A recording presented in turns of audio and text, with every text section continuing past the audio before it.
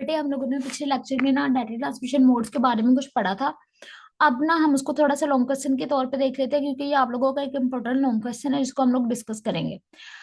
अब वहां पे कुछ बेसिक डेफिनेशन की आपने क्या करना है, इसकी असाइनमेंट्स रेडी करनी है। जैसे यहाँ पे ये लॉन्ग क्वेश्चन आपके पास लिखा हुआ है, इसको एज इट इज आपने प्रिपेयर कर लेना और इसके असाइनमेंट भी आपने हैंड रिटन फॉर्म में सबमिट करवानी है। The direction of flow of data between two communication devices is called data transmission और कम्युनिकेशन मोड। मतलब दो डिवाइसेस एक दूसरे की तरफ डाटा को किस पैटर्न के साथ सेंड कर रही है, इसको हम लोग बोलते हैं उसका कम्युनिकेशन मोड या डाटा ट्रांसमिशन भी इसे बोला जाता है। There are three different ways or modes of flow of data between the two communication devices.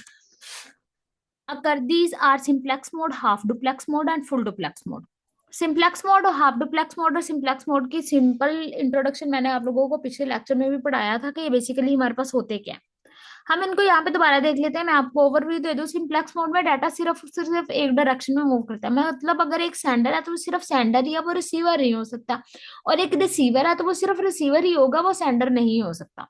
In the simplex mode data is communicated in only in one direction.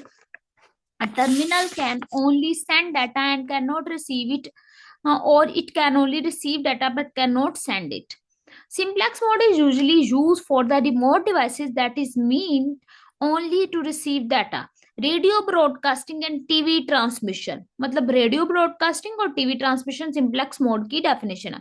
हमारे घरों में मौजूद टीवी सेट्स के ऊपर हम डिफरेंट टाइप के channels का data receive तो करते हैं, लेकिन हम उनको सेंड बैक नहीं कर सकते। Are the example of the simplex mode data communication. The disadvantage of this mode is that it is not possible to confirm successful transmission of data. This mode is not widely used. अब यहाँ पे sender के पास कोई भी ऐसा confirmation message मौजूद ही नहीं है जो उसको ये इंडिकेट करे कि रिसीवर तक डाटा सक्सेसफुली डिलीवर हो गया या नहीं हो गया। आपके पास सिंप्लेक्स मोड की ये डायग्राम बनी हुई है जिसके अंदर एक सेंडर है, एक रिसीवर है। सेंडर रिसीवर की तरफ डाटा सेंड करता है, लेकिन वो बैक डाटा को रिसीव नहीं कर सकता। हाफ डुप्लेक्स मोड में है। In half duplex mode, data can be transmitted in both direction, but only in one direction at a time. Data can be sent and receive alternatively. मतलब पहले एक send करेगा फिर दूसरा बैक डाटा सेंड कर सकता है, दोनों एक ही टाइम पे डाटा को ट्रांसफर नहीं कर सकते। For each change between the sending and receiving direction of the flow,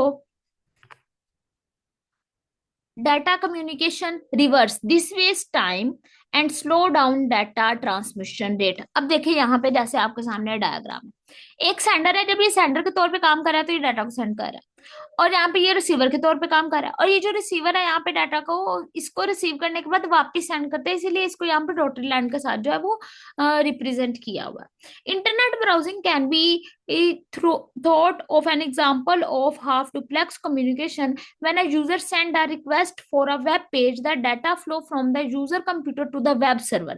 अब देखो मैंने कुछ सर्च किया, मैंने एक सर्च इंजन ओपन किया, उसके ऊपर मैंने कोई क्यूरी लिखी। क्यूरी लिखने के बाद मैं सर्च का बटन प्रेस करती हूँ, मेरी तरफ से डाटा ट्रांसफर हुआ, उसके ऊपर प्रोसेसिंग हुई, सर्वर ने रिजल्ट जनरेट किया और वापस बैक उसका रिजल्ट मुझे सेंड किया। तो ये एग्जांपल है आपके पास हाफ डुप्लेक्स मोड की। The web server then send an information back and data flow from the web server to the user computer. The advantage of this mode is that transmission of data can be confirmed. इसके अंदर ये हमें पता चल जाता है कि sender का डाटा रिसीवर तक पहुंचा है या नहीं पहुंचा।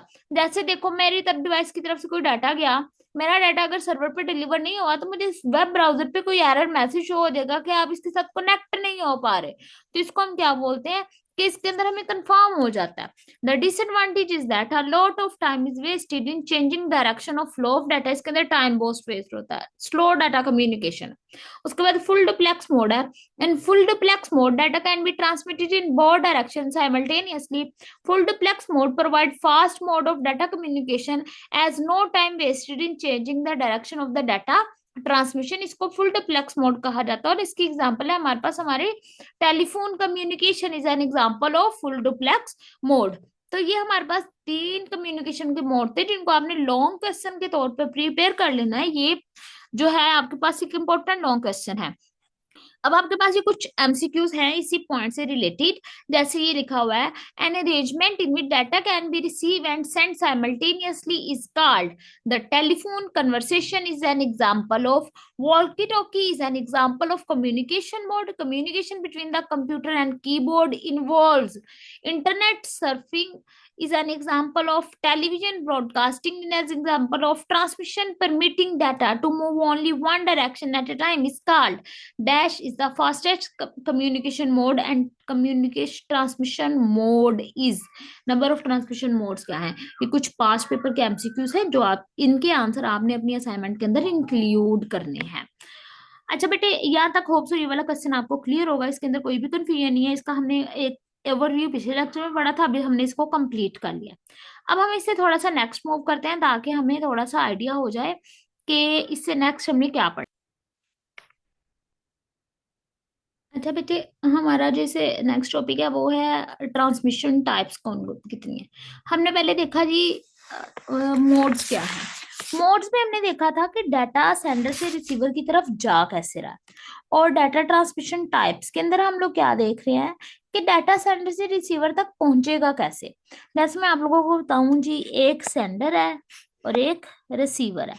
मोड्स में हमने पढ़ा था कि कौन डाटा किसकी तरफ कैसे सेंड करेगा, मतलब ये इसको डाटा सेंड कर सकता है, ये इसको डाटा सेंड कर सकता है या नहीं कर सकता। क्या दोनों इकट्ठे डाटा सेंड कर सकते हैं या दोनों को बारी बारी करना पड़ेगा, या क्या सिर्फ एक ही डाटा दूसरे की तरफ सेंड कर सकता है। ये हमने मोड्स में पढ़ा था। अब जब हम डाटा ट्रांसमिशन टाइप्स पढ़ने जा रहे हैं ना, इसके अंदर हम लोग देखते हैं कि जो सेंडर है और जो रिसीवर है, डाटा यहां से यहां तक पहुंचेगा कैसे, यहाँ पे कौन सा पैटर्न इस्तेमाल हो रहा है जो डाटा को यहां से वहां तक लेके जा रहा है। इसको हम लोग क्या बोलते हैं, सीरियल ट्रांसमिशन बोल सॉरी ट्रांसमिशन टाइप्स बोलते हैं। अब ट्रांसमिशन टाइप्स जो है वो हमारे पास दो तरह की हैं। जैसे transmission is a process of transferring data और signal from one location to another. Two primary types of transmission है, the first one is parallel transmission and the second one is serial transmission। Parallel transmission में हम लोग क्या करते हैं, multiple bits को एक ही टाइम पे ट्रांसफर करते हैं सेंडर से रिसीवर की तरफ। जैसे मैं आप लोगों को इसकी एक छोटी सी एग्जांपल बताती हूँ, आप लोगों को इसकी फौरन से समझ आ जाएगी। आप लोग ना कंसीडर कर लें, this is location A and this is location B. इसको हम ए कह लेते हैं और इसको हम बी कह लेते हैं। डाटा को हमने ए से बी की तरफ मूव करना है। यहाँ पे इसके पास कुछ डाटा था जिसके ना हम लेट्स सपोज कह लेते हैं कि जी इस ए के पास ना 3 बैग्स थे जो उसने बी की तरफ सेंड करने।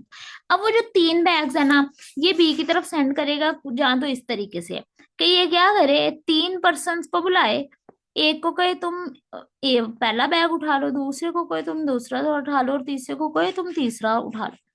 और यहाँ पे वो तीनों क्या करें, मूव करें पर्सन बी की तरफ इकट्ठे।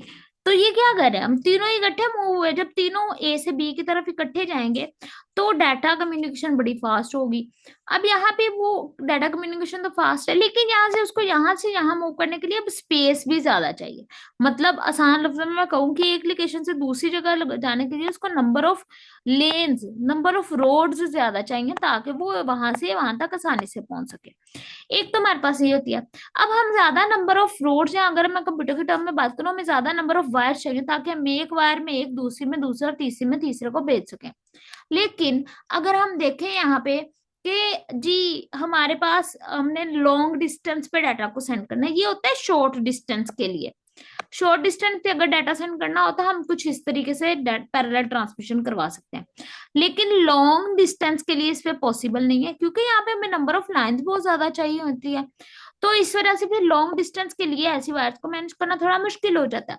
तो लॉन्ग डिस्टेंस के लिए हम क्या करते हैं कि जी हम कहते हैं एक लोकेशन ए है, एक लोकेशन बी है।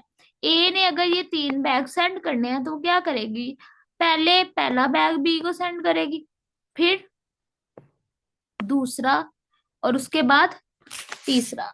1 मिनट वेट करें, मैं ना थोड़े से यहाँ से इसको रिमूव कर लूँ ताकि मैं आप लोगों को ना थोड़ा सा क्लियर करके समझा पाऊँ कि इसके अंदर बेसिकली डाटा ट्रांसमिशन हो कैसे रही है।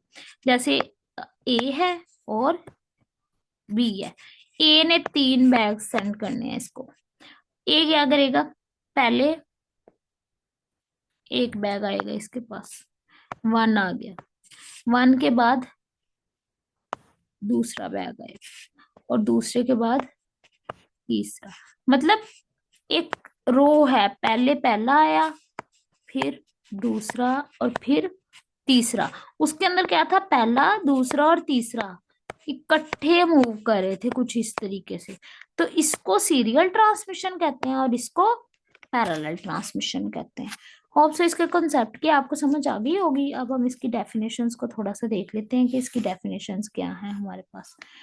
जैसे ये देखें, पैरेलल ट्रांसमिशन है, इसके अंदर multiple bits are transmitted simultaneously. Simultaneous का मतलब होता है इकट्ठे एक ही टाइम पे, और मल्टीपल चैनल्स और वायर्स।